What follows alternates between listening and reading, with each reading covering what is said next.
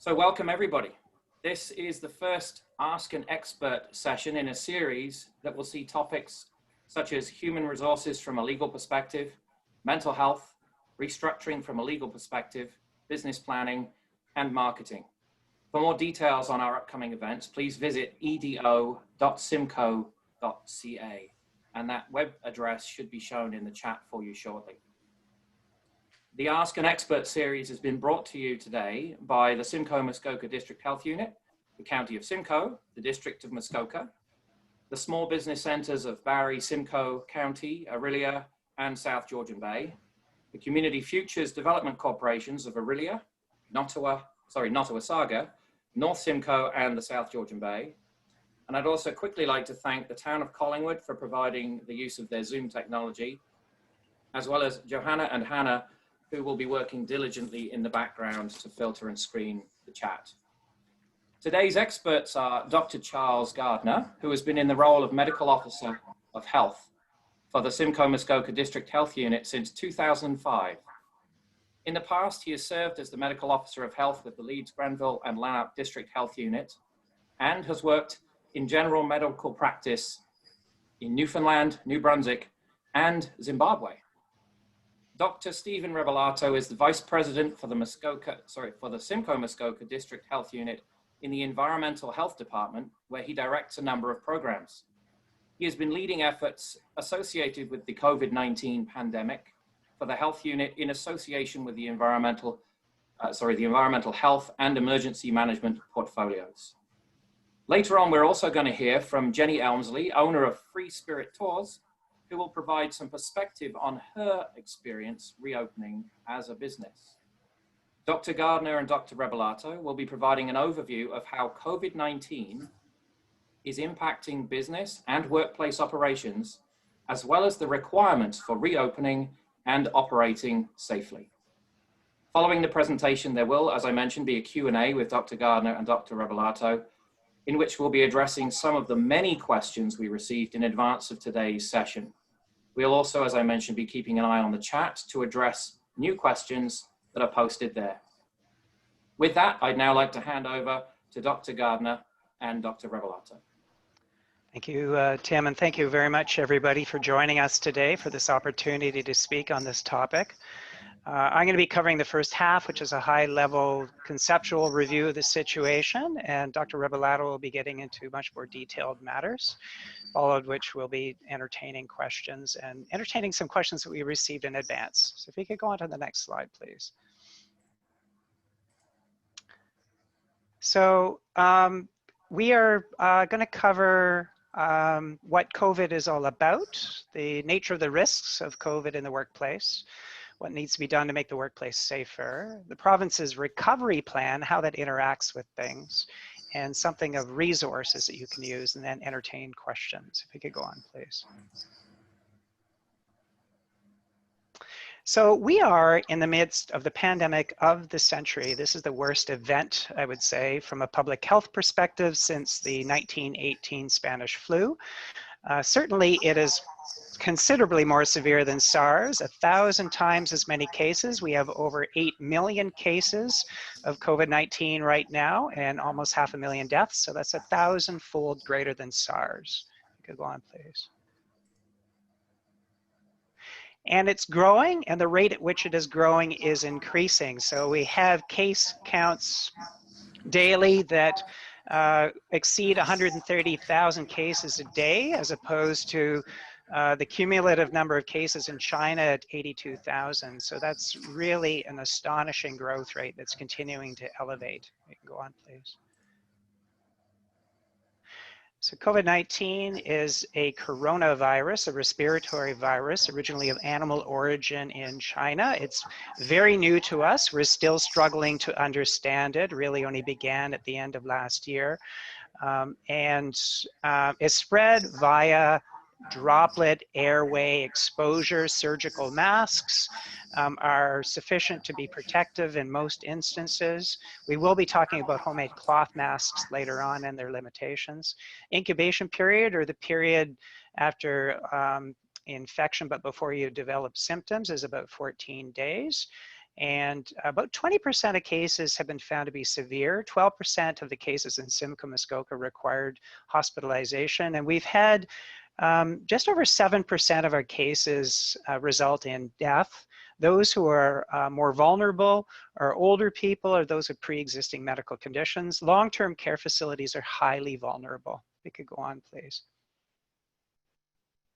So in Canada, we have almost 100,000 cases and over 8,000 deaths. You can go on, please. And in Ontario, we have over 30,000 cases and 2,500 deaths. At the present time, we have about 190 cases coming in a day. For the past 4 days or so, it's been under 200 cases per day, and that is a milestone achievement. Not that long ago, it was over 400 cases a day coming in. If you can go on to the next slide, please. So this is an epidemiological curve. It shows the number of cases per day over time. And as you can see, we peaked mid-April, and then there was another surge in May, and then finally coming down again. So it's been a prolonged and rough ride in Ontario, and it's had its impacts in a variety of locations, healthcare and long-term care, but then more recently, other workplaces. If you can go on, please. So in Simcoe Muskoka, we have 526 cases, or 36 deaths. We've had 15 clusters or outbreaks in Simcoe Muskoka and facilities, most of them in long-term care or retirement homes, group homes, one cluster in a hospital that we didn't declare as an outbreak, and now we have 2 outbreaks on farms. You can go on, please. This is our own epidemiological curve, number of cases per day. And you can see for us, it's been fairly flat. We've managed to flatten the curve, as they say, to avoid an enormous surge overwhelming the healthcare system. And this has really shown in terms of the number of long-term care facility outbreaks, which has been relatively low compared with the municipalities south to us. The demand on our hospitals has been low. The demand in our intensive care units has been low. So all of that has been an achievement by all of us doing everything required with our physical distancing and our general infection control practices in the community, and the closures of work facilities that the government imposed. All of that resulted in this level of activity for us that's been controlled. If we could go on, please. We've managed to avert an estimated 35,000 cases to date in Simcoe Muskoka. If we were looking at the rate of cases that were happening at the very beginning, and if we hadn't flattened the curve and that growth rate had continued, by this point we would have had that number of cases accumulate. So certainly we've avoided the great majority of cases with our actions. We can go on, please.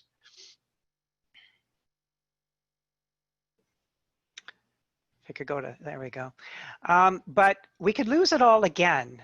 We have in the community enough transmission happening that if we don't maintain the control measures, the physical distancing, the testing, case and contact management, which is something that we in public health do. We follow up on each and every laboratory confirmed case within 24 hours of getting a report, and then all their contacts in order to put them into isolation so that they don't transmit to other people.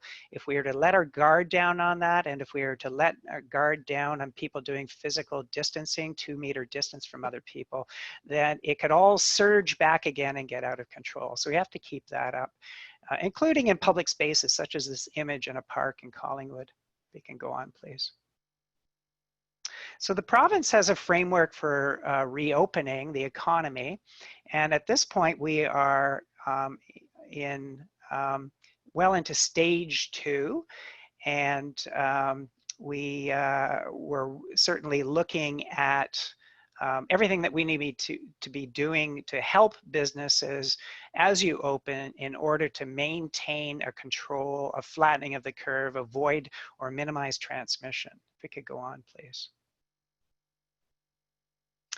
So if you could do one more click, please. We have a much lower rate of transmission than the municipalities to the south of us, if you could click again, as shown by this this map that is color-coded by the number of cases, the transmission rate per 100,000 population. So that puts us in a much better position to be able to proceed with the stage 2. We are among the health units areas that have been allowed to do that with the earliest round. And now we're left with Peel, Toronto, and Windsor, Essex as health units that have remained in stage 1. So if you could click 2 more times, please. So this allows us actually all over the province to open up places of worship with some restrictions. And for those that are in stage 2, including ourselves, opening up a variety of other businesses, including patios for dining. If we could go on, please. If we could click 1 more time. So we've had a lot of outbreaks and a lot of cases in workers in congregate settings such as hospitals and long-term care facilities and retirement homes and group homes, as seen by these numbers provincially. If you could click again. Now we're seeing it in other work environments. So that's really the warning for us all today, that we need to work to minimize that. If we could go on again, please. So there's danger in the work environment. We've had our healthcare outbreaks, and 1/5 of our cases have actually been healthcare workers, and the majority of those contracted their infection from their work environment as part of an outbreak. We've got 2 farm-based outbreaks, and that potentially is a very dangerous situation, because we know that there are many other farm-based outbreaks elsewhere in the province, such as Windsor, Essex, where they have some 17 outbreaks and over 260 cases. So for us, we have 2. It's the beginning. I very much hope it's both the beginning and the end, but we need to work very hard to prevent further transmission in those environments. They seem to be very vulnerable to transmission among farm workers in those settings. But we know that to the south of us in other health units, they've had a large number of outbreaks in other work settings, manufacturing and warehouses and food processing plants. So we have our new venues opening up, whether personal services, or patios, childcare, faith services. We need to work very well to avoid transmission in those settings, let alone what may come with stage 3 whenever that comes. If we could go on next, please. So there's some key overall approaches, but they all come down to infection control practices. So if you can have people not in the work environment in the first place, if they can work remotely from home, then that avoids them being exposed to any potential transmission in the workplace, but it also means that they're not there to transmit. They aren't bringing it in the first place. Hand washing has been shown to be the single most important infection control practice that we know of, and we need supports in place for people to be able to do that. Physical distancing has been shown to be very effective and necessary, but in order to do that, you need supports for your staff and your patrons, your clients. You need signage, you need reminders, you need setup of flow for people in and out of your premises, separate entrance and exit if possible, and demarcation of one-way flow through aisles, and demarcation to help people space as they're waiting in line. There's also the use of barriers such as plexiglass to help protect your staff in those settings as well. And then when you can't do that kind of distancing or can't be assured of it, the use of personal protective equipment and specifically the most common being masks is a key addition to this. And we're becoming more and more convinced of the need for mask use by both the patrons and also by staff. If you could go on next, please. Screening is important, so it's really important that people identify if they have any symptoms and to report that to yourselves as operators. For yourselves to have some kind of screening process in place. Anybody with symptoms needs to be isolated at home and followed up for testing and assessment. And from there, if they turn out to be positive, we are notified of it and we follow up with them and with their contacts. And they do require to be in isolation for 14 days if they're cases. The patrons need to be self-screening, so signage would certainly be helpful for that. Patrons using masks is a good idea for close settings as well. And then I would suggest that you need to be ready for the potential for an outbreak. Know something of what you would do if you have an outbreak on your premises. How would you manage it with us? And what would be your, I guess, your backup for yourselves as a business? If you can go on to the next slide, please. Cohorting is an idea for large employers. If you have a large number of employees, one of the ways you can reduce transmission is to break them up into groups or bubbles or cohorts of people who work together and don't otherwise associate well at the work environment out of that grouping. And that way, if you do get introduction of COVID-19 into your work environment, it can be contained into one of those cohorts and not affect your entire operation. I know that this would take certainly policy and organization on your parts to achieve, but it would be an important thing for you to consider doing. And another thing would be documenting individuals who come and receive your services to enable follow-up as well for exposures. If you could go on to the next slide, please. And it's important to have policies in place to achieve all of those things. Here we've got actually some pictures taken from the farm setting and noting actually two farm workers who died in Windsor, Essex, both young men associated with outbreaks. So it's important to have policies in place to support all of these measures, including the masking and including training people about how to use masks. Okay, on to the next. Dr. Rebellato. Thank you very much, Dr. Gardner. I think you positioned my slides extremely well. First off, I'd like to echo Dr. Gardner's sentiments and thanking participants. I see we have well over 230 participants today, along with our media outlets and our workplaces. I think your commitment is obvious in terms of your attendance today, and we have a great partnership with our communities and through that with our workplaces for those that we inspect and we don't. And in keeping with that, one of the things that we were committed to at the beginning of the pandemic was the development of resources that were easy to access, that were accessible to a large group of individuals specific to their industry. Of course, we recognize that there are numerous types of workplaces, settings, and setups that make a number of questions that have come through the Eventbrite invitation complex, but at the same time, we wanted to draw people to our website. And this is a snapshot of our website, of our front page, which has a click in terms of going into the COVID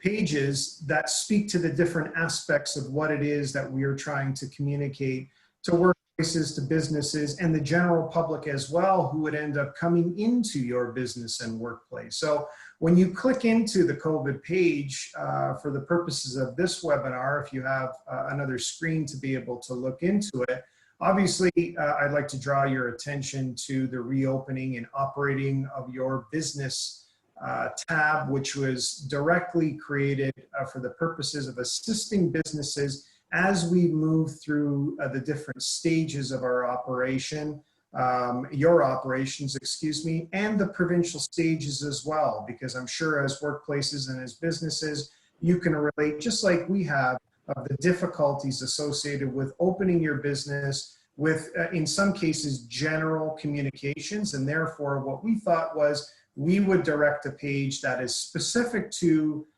many sectors. So, of course, have the provincial documents, which I'll refer to in a few minutes. But the information contained within this page is specific to various issues that affect not only the public, but yourselves as workplaces and business owners, specific to things like masks, cohorting of staff, as Dr. Gardner had alluded to, PPE, provincial links to key documents that hopefully many of you are familiar with, and of course, sector-specific tabs that I'll show within the next screen, because we recognize in some cases the provincial documents, I think, have done a really good job of providing general information, but of course, within that general information, there is a significant amount of questions that we've done our best to put onto the page in various guidance documents and letters through the medical officer of health that would help from a communications lens and in order to assist your workplace in integrating within the various stages of the reopening. So let's speak about the provincial documents for a second. What you see here is a screenshot from the provincial website that provides specifics in terms of reopening and what stages we're into. We have moved from language of essential businesses to really stages of opening. So we were in stage 1 up until last Friday, or I should say Thursday of last week. And of course, everyone is most familiar with the fact that we are in Simcoe Muskoka within stage 2 at this point. So within stage 2, the government has amended various guidance and sector specific documents, and most importantly, some of the regulations that are associated with each stage that pertains specifically to the operation of your business.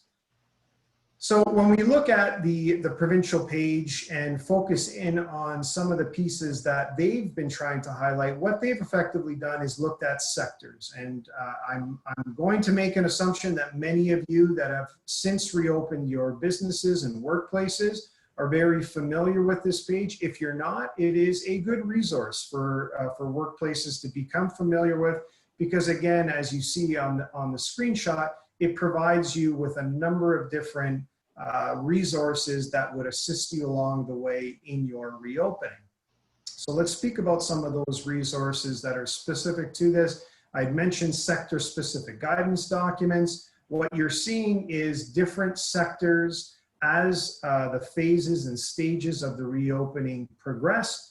The government added more, and in addition to that, and you'll likely see more of this moving into stage 3 of the second phase of the provincial reopening, as more types of workplaces and businesses open up, one can expect to see further guidance documents to prepare workplaces for themselves in order to get ready for the reopening within the next stage. So there was a couple of questions that came through within the invitation that were specific to restaurants as an example. When or what can I do at this point to prepare myself for my restaurant for in-service dining within the actual restaurant? Well, I anticipate that those types of sector-specific documents will be available to you. And where there isn't, of course, our health unit will assist where we can through our General Health Connection line or through our webpage in order to fill those gaps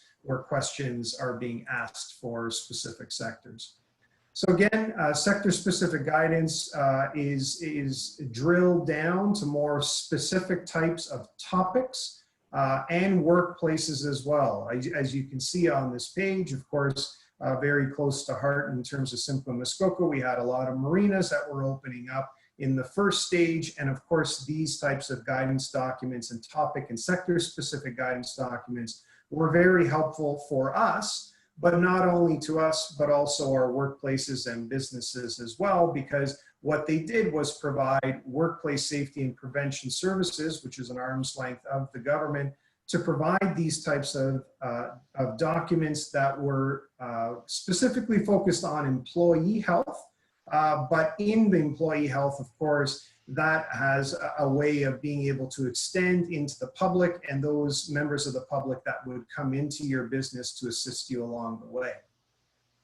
So let's talk about the workplace safety plan. And of course, I think everyone is well aware now that this PowerPoint presentation was developed up to the minute, actually. It was as of late yesterday that we received, or the day prior, excuse me, the workplace safety plan documentation that was provided through the province. So this was, again, one of those gaps that we were hearing from our workplaces and businesses within Simcoe Muskoka and across the province, of course, about providing some type of template, a means for workplaces to be able to account for their operations and also account more importantly for the risks associated with their workplaces in order to mitigate for those risks. So looking at protection of workers, customers, clients, screening that Dr. Gardner has alluded to, those types of engineering controls that likely as a member of the public, you would have seen such as plexiglass, those types of things that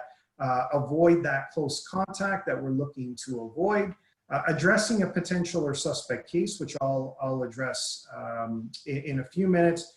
And this is actually the URL that's associated with the safety plan. And on the next slide, you'll see the page that guides that. And again, this was just developed and shared with us within the past 24 to 48 hours. And once you click onto the download the Word template that you see there in blue, what it does provide is a blank template that's associated with the development of a safety plan.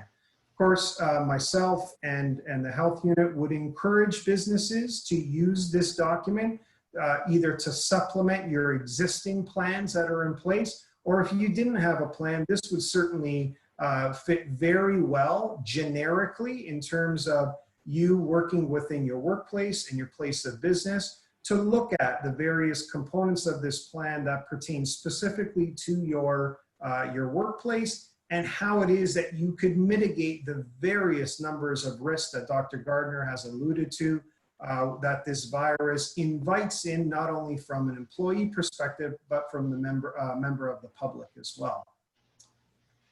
So the question has come up a number of times through the questions that came to us through the invitation. In addition to that, through our Health Connection line about what to do, and Dr. Gardner had alluded to this, when you as an employer or as an employee presents themselves as being positive. You have a positive case, whether it be within yourself, an employee or member of the public who were to walk in and has some type of close contact. So what do we do and who's responsible? And these are some of the questions that we received. So I'll go through some of this in high level detail.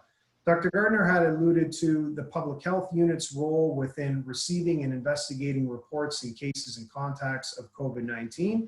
For those individuals that reside within Simcoe Muskoka, we would receive those cases of COVID-19, and as a result of that, we would investigate where those individuals resided, where they worked, who they were in close contact with, in order for us to put some pieces together as it relates to what Dr. Gardner has referred to in a couple of workplace outbreaks that we have been involved with of late. We will determine if an outbreak actually exists, and of course that takes place with an in-depth interview with those cases and contacts of that individual, in order to provide guidance and recommendations to workplaces.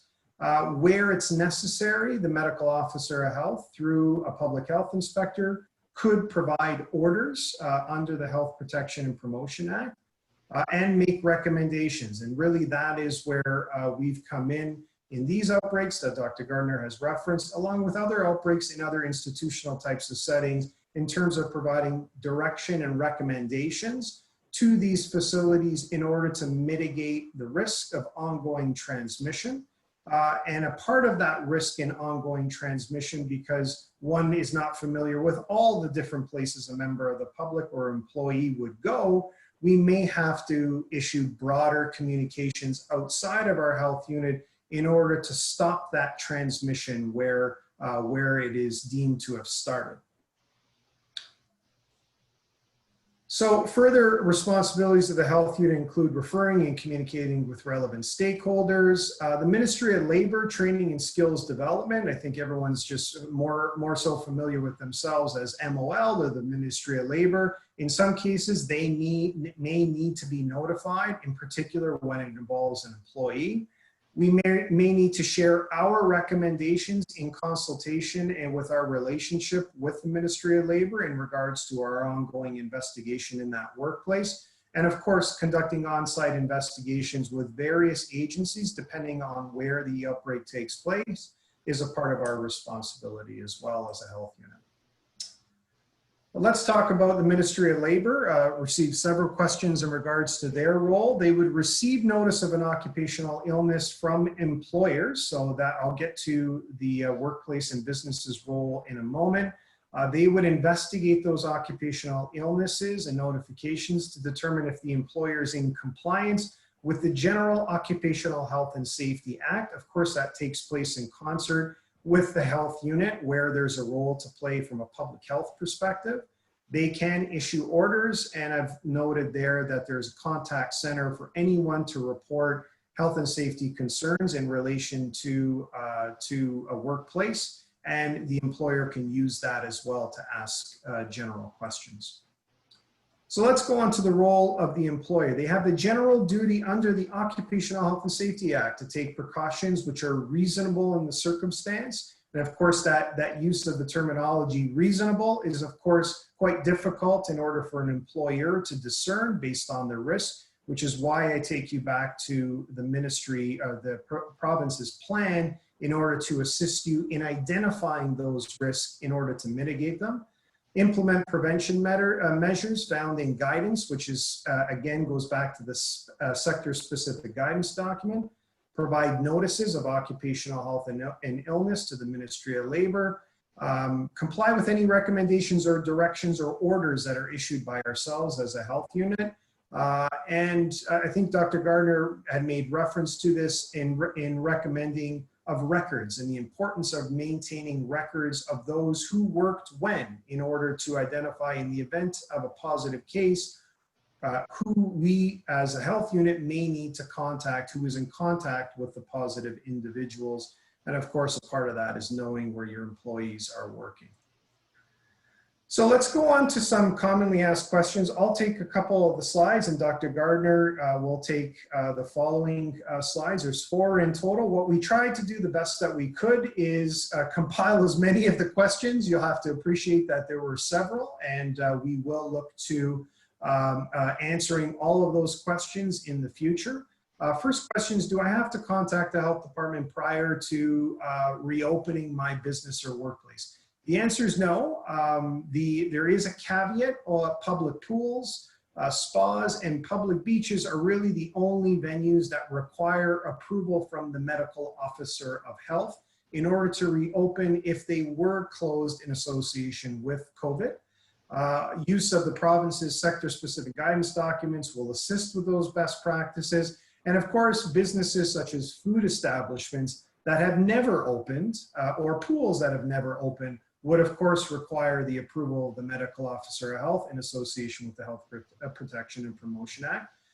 Can a public health inspector come to my business to ensure that we are safe to reopen? I would love to. The unfortunate part is resources are quite scarce, as I'm sure people can appreciate for those participants on the line today. Our resources are stretched in terms of dealing with the pandemic and dealing with our mandate, which is under the Ontario Public Health Standards. So with those stretched resources, our focus has been on those priority operations that we are responsible for under the Ontario Public Health Standards. And unfortunately, those that we're not responsible for, we wouldn't be able to visit all of those various workplaces outside of those that we are responsible for. Who can I contact about general public health questions about COVID-19? I trust everyone can see our health unit's health connection line, which is listed there. Who can I contact about public health questions about COVID-19 in my workplace that are normally inspected by a public health inspector? So let's use a restaurant, personal service setting, a pool, a spa. You can contact our general health connection line, and at that point, press the button that's associated with speaking to a public health inspector. I'm unsure if I can open my business at this time. That was a very common question that came into our health connection line in stage 1, not so much in stage 2. You can contact us, or you can contact the Stop the Spread business information line, which is there, and that's run through the province. Who do I contact with questions about employee health and safety? Again, the Stop the Spread business line, and then I've also listed the Ministry of Labor's contact information there as well. And where can I access PPE? This URL is in association with the province, and they have listed an inventory of those companies and businesses that can procure PPE for various businesses out there. There's a line listing of them. And from there, you would be able to contact various businesses in order to access that PPE. Dr. Gardner. So how can I get my employees tested? Well, of course, there are the local assessment centers there at Simcoe Muskoka, but I would suggest that would be a question of do they need it? When is it indicated? Certainly any employee that is screened positive with any symptoms definitely needs to be tested. If they're a contact of a case, then they need to be advised by us. We certainly will be approaching them after having contacted the case. They can certainly contact us as well. It's always safer to have them self-isolate in the interim until we can get to the bottom of whether or not a test is needed. And right now the province is actually making testing readily available for pretty well anybody who wants it. Anybody who's concerned can get a test. The key thing is those who have symptoms definitely need to be tested. I have employees that have recently went for testing. Should they be coming to work while they wait on the test results? Well, that would depend on the situation. If they're symptomatic, then they should be self-isolating until you get the results. If the results come back and they're negative, then they should remain home until they're no longer symptomatic. If they don't have any symptoms, then if they are a contact of a case, they too should be in self-isolation, following up with us to get further direction. If they aren't a contact of a case and they're otherwise choosing to be tested, then there is no need to exclude them from work. They can return to work. Of course, all of us should be monitoring ourselves for symptoms regardless. Should employees wear masks? Certainly, we're advising employees and members of the public to be wearing non-medical masks, cloth masks, in situations where they cannot physically distance. They can't keep a 2-meter setback from other people. And that's going to be a lot of work environments. I think there's going to be many instances of work environments where people really should be wearing a mask, where we strongly advise they wear a mask. Retail environments are a key environment. We also say public transit is an important environment for people to be wearing masks as well. So it's at this point not a legal requirement that they do so, but strongly advised. As an employer, you can make it a policy requirement if you so wish to further protect your employees. There's a higher degree of, I guess, controversy about policy requiring your patrons to wear masks. But I think personally that's a reasonable thing as well if you're choosing to do that. I've been asked about that in the media, and I've stated that I feel that's a reasonable thing to be doing. So should I allow employees to carpool? So in my mind, normally we were very big on this from an environmental protection point of view, climate change perspective point of view. Now I would consider that to be a confined, close environment in which there's the potential for transmission. Remember that people can be without symptoms and still potentially infected and infectious. So symptoms alone isn't the thing that you need to be concerned about. If people don't have symptoms, there's still the potential if they're within 2 meters of each other. So I would be suggesting that they avoid carpooling at this time, and if they must, that they wear a mask. We also talk about maintaining distance within the vehicle, if that's a possibility as well, and disinfection of surfaces.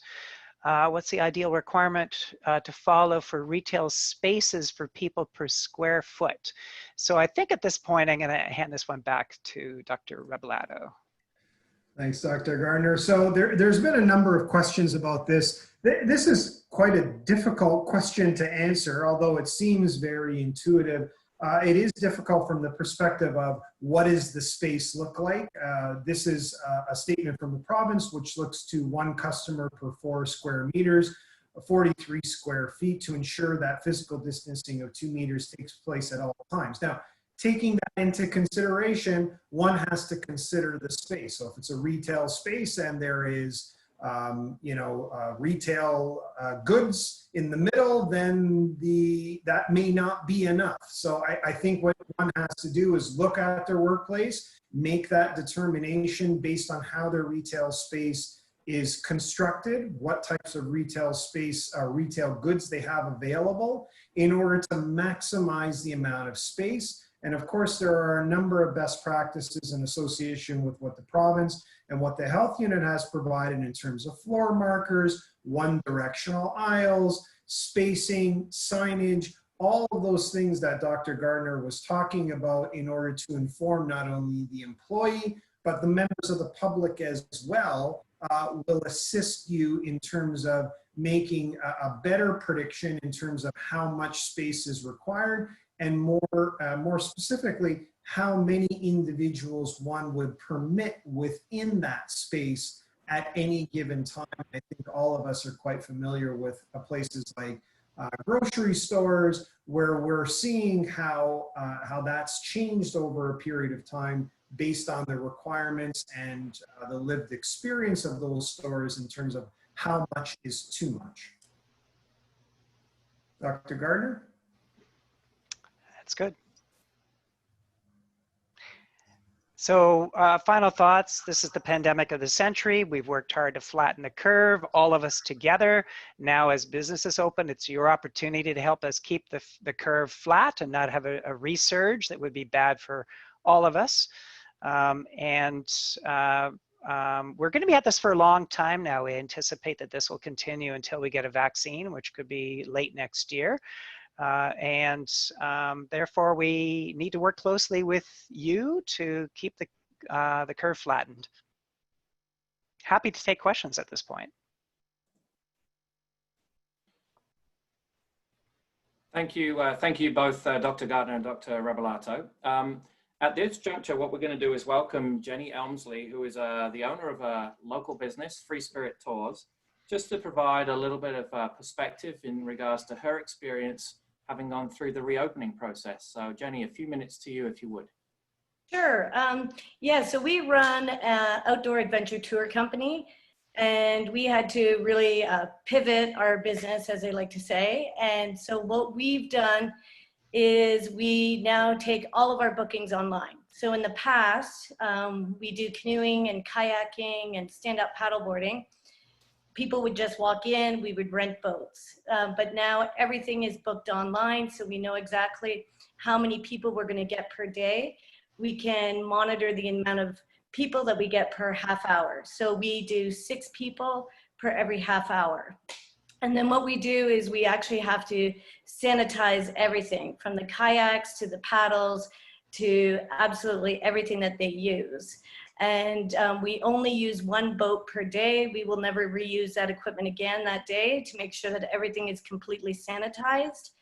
And in the past, we used to drive people to the river. So now we are no longer driving people. We just couldn't see how we could physical distance with our vans. So we have people meet us at the river. So we've had to change our business significantly, but our experience is that customers are understanding. They get it. They realize that there's a pandemic going on, and they're willing to comply. So yeah, that's our experience. Jenny, thank you very much for sharing that. You're certainly not the only business that's reopened. There are many in our communities, and they're probably sharing similar experiences in terms of having to set up new policies, procedures, protocols, and balancing the knowledge of all of that new information and how they can best operate to service the needs of the customer. We've had a few further questions. So to Dr. Gardner and Dr. Rebellato, I'll ask you these. Should businesses be keeping track of customers for contact tracing purposes? So in keeping with what both myself and Dr. Rebellato had noted, it's important for people to be keeping lists of people and interactions, so clients as well, because you may very well find that you're in a situation where there's been a case that's been identified by public health as having visited your premises, and then it's very, very helpful to you and to us if we can be very specific as to who's been in contact and who hasn't. We will go to great lengths not to, if your business is involved in a case, issue the name of your premises.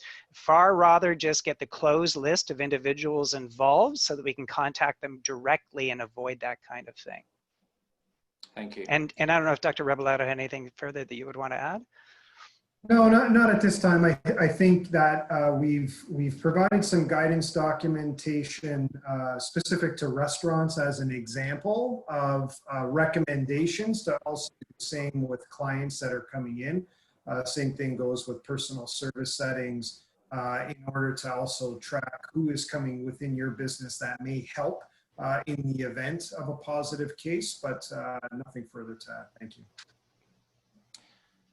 This may be a question you can tackle. We'll see. What can businesses do if customers refuse to follow protocols that you've set in place? Well, I guess that would come down to your own approach as a business and how you decide to enforce your own policies with clients. I think that's a pretty tough situation to deal with, of course. It's inherently potentially very confrontational, and so I would sympathize. I don't have a magic solution for you. I don't know, Dr. Rebellato, if you would. Yeah, I think it is a difficult question. I think with our community partners, with municipal bylaw, with our local police detachments, we've established a good relationship. I think that those types of enforcement agencies are there to assist you in those types of unfortunate incidents that may occur. But I do think it speaks to communication in general. I think our website has tried to do its best in terms of linking and providing posters and documentation, so that way people can actually see it before they come into the store about what it is that the expectation is, whether it be masking or whether it be hand washing, hand hygiene, things like that, floor markers on the floor, those types of activities, I think, assist with reducing the potential for people and managing their expectations prior to coming into that retail setting, as an example of what it is that you as an employer are expecting of your customers coming in. Yeah, good advice. Clear expectation setting is certainly good advice. The next question we have here is there a sense, and this is probably the $64 million question, and it's evolving daily, but is there a sense as to how long protocols like this will need to be in place? So I am involved with an advisory group at the province, and I get a sense about that kind of thing. In my opinion, some of this will be needed until we truly bring this to an end, until we achieve what we call herd immunity, which is getting the level of immunity, the percent of the population that's immune to COVID-19 up above a 0.60% or more, where the virus can readily transmit through the population. And that's done with a vaccine, and that we feel will be sometime next year. So between now and then, we're going to have to do as a minimum the physical distancing, the masking if you're in close contact with people, the hand washing, the self-monitoring and the self-isolation, and all the things that the businesses will need to do while operating to facilitate that for your clients and for your employees. Yeah. In our communities, we often see masks being worn, but we also see face shields being worn. Is there a distinction between the two? Is it better if we're wearing both? Is it better if we're wearing just one? It's possibly better to wear both. It's done in healthcare. It's part of personal protective equipment in a high-risk situation, providing care directly for a known COVID case that they're wearing in that instance. The full PPE requirements, and that includes a face shield. And in case people don't know what we're talking about a clear plastic shield that goes across the front of the face that protects the eyes. And the point of the face shield in that instance is to keep the droplets out of the eyes so that you don't get infection via that mucous membrane. So right now, there's what's coming to vogue is the idea that instead of wearing a cloth mask, which can be uncomfortable and muffle speech, some people would prefer just to wear a plastic shield because you can see the person's face. It's better for social interaction. It may be more comfortable, but we don't actually know how protective it is, and it may be that the mask does a better job of screening out droplets from being inhaled as opposed to the screen. In my mind, I'm still recommending the mask. If you want to add a screen to it, then sure, that would be added protection. There's still advisory at this point, not required. Thank you. Yeah, and there had been other questions about requirements versus recommendations. So thank you for that. Somewhat related to retail, but probably a bit more general. Are there any statistics on the transfer of the virus in retail or perhaps other settings from contagions on product or through food service venues? So we know that the virus can remain alive for up to 72 hours on surfaces. So that means that we need to be good about sanitation. A lot of the recommendations for work environments is about disinfection of commonly touched surfaces.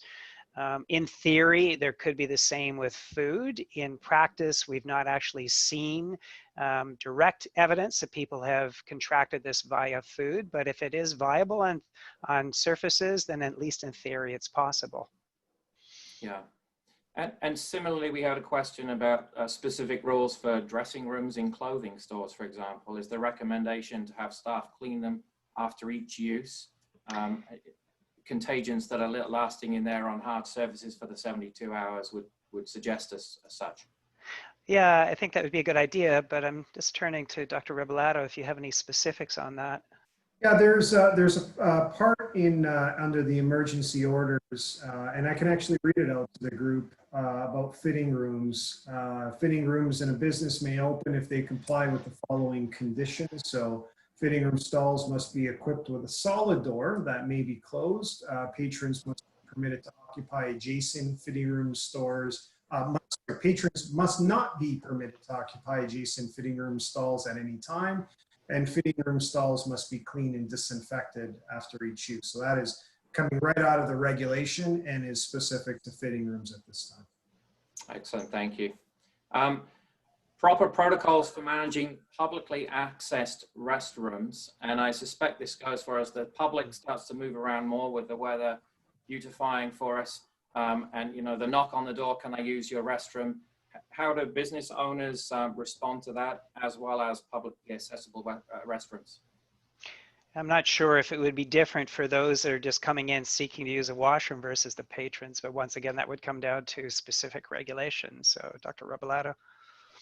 I will answer the question by providing a link in the chat box directly to our public washrooms guidance document. So this was a document that was requested of our municipalities. It was directly developed for municipalities for public restrooms in some type of public settings, but the concepts associated with it in terms of frequent cleaning, access. Recall, with respect to public washrooms, the benefit is, of course, obvious, but the other benefit in terms of what we're dealing with the pandemic is it allows the public to be able to wash their hands. So it's incumbent upon the business, if they are going to continue to permit public washrooms to be accessible, that they have the responsibility to ensure soap, paper towels, and or their hand dryer is accessible, and it's working in order for that to happen. Obviously, that has significant benefits, as Dr. Gardner had alluded to, in terms of the importance of hand washing throughout a pandemic in order to control for COVID-19. This is sort of blend of questions here. In terms of if a location has been identified as part of a traced response to a positive case of COVID-19, what's the impact for that business? Will they have to close? Will public health be supportive? Will they provide solutions, support, etc. in that regard? So we will always seek to be supportive, and closing is an absolute last resort. We haven't had to do that kind of thing in this situation. We will be turning to yourselves in our investigation in order to identify specifics about, let's say you had a staff member who's a case. We would be seeking specific information about when, while they were infectious, and we would know that from the the patient's history, the client's history, date of onset of symptoms. We'd know when they're infectious. So we'd go back, when were they at the work premises, and who they worked with and how closely they worked with them, and whether or not masks were used or not, whether or not they were exercising the physical distancing. And then we'd be wanting to identify a list of specific people who would be considered to be relevant contacts for them to then be followed up, put in isolation, history taking, possibility of testing. So we'd be seeking your cooperation, your support, the information that you would have about shifts and people for us to contact and follow up. And we'd be seeking to do it in a way that would be low profile so the public would not know of it.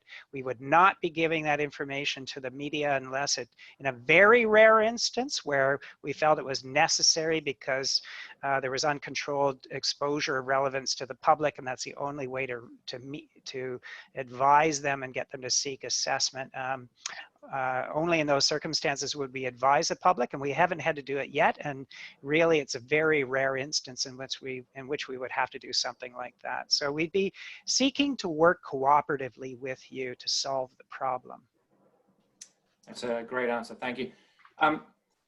Very recently, patios have been allowed to reopen, and questions have been coming in regarding the number of people that could sit at one table, even though there is spacing between the tables. Is there a limitation to that? Dr. Rebellato. Yeah, it's a great question. I think that there's a number of different things to consider. So let's talk about the specific patio.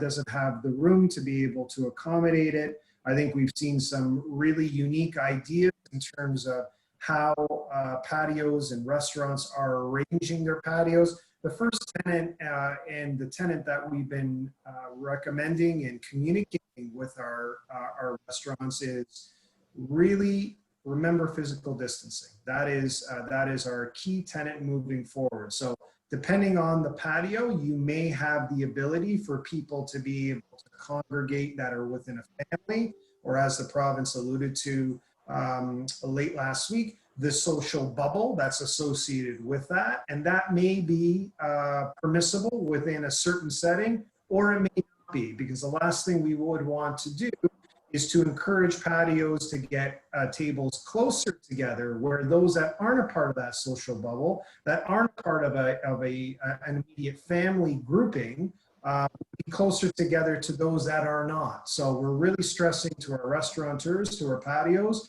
to arrange it as in terms of what is best suited to accommodate for physical distancing. So it'd be impossible for me to answer that generally, but just to suggest that the common sense approach is to arrange your tables in order to maximize physical distancing for people to be able to move around where they're not coming within that space. Thank you. We have time for just one more question here, and I've noticed in the feed that there have been multiples that revolve around questions pertaining to childcare and childcare settings. How do we help our children to socially distance? They are social creatures and animals by nature. Are there tips or advice or tricks, information you can share with us that help us to understand how best to manage our children in these childcare settings? So thank you for that. I totally agree that children are just like the rest of us, social beings, but don't have the kind of the restraint that we would have as adults, and it's going to be inherently tough. They have requirements now that limit the size of groupings that can be together. Right off the bat, that helps a great deal because it reduces the probability in any smaller group that somebody's going to come in as a case. They're doing screening of children as they come in, and I expect the parents to be doing screening for any symptomatology. They have a protocol about immediate isolation and follow-up for a child who develops symptoms while they're present.